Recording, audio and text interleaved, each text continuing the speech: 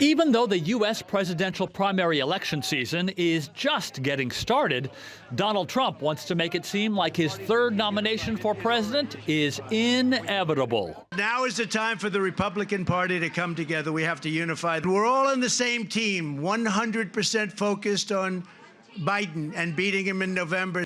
Trump won in New Hampshire, as he has in the past, unconventionally.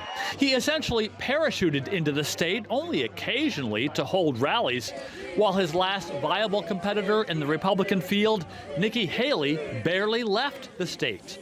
It's been doing the personal touches, touching every hand, answering every question, being the last person to leave, really building relationships with the people in New Hampshire and letting them know that they can trust me. Haley has vowed to stay in the race, and Trump is still facing 91 felony charges.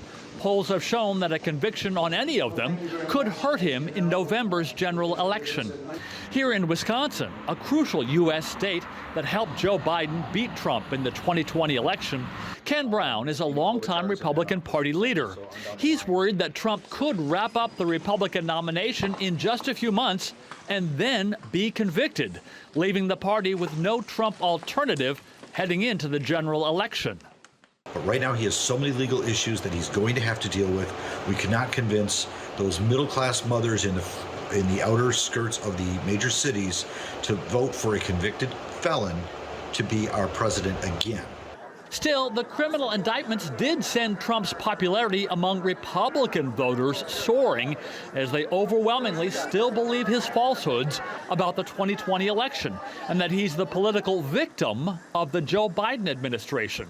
It bothers me, but all of them are trumped up. We know who he is who he is, and I'm happy with it. This indictment that he has is nothing but a witch hunt. They've been flying Trump flags and wearing red hats for years, and psychologists explain this in terms of identity politics, and specifically a part of our brain that really, rather than face all the consequences of something you may know has gone awry, you in effect double down and just sort of go for broke. Even though polls overwhelmingly show that most Americans do not want a Biden-Trump rematch for president, it appears that's exactly what they're going to get.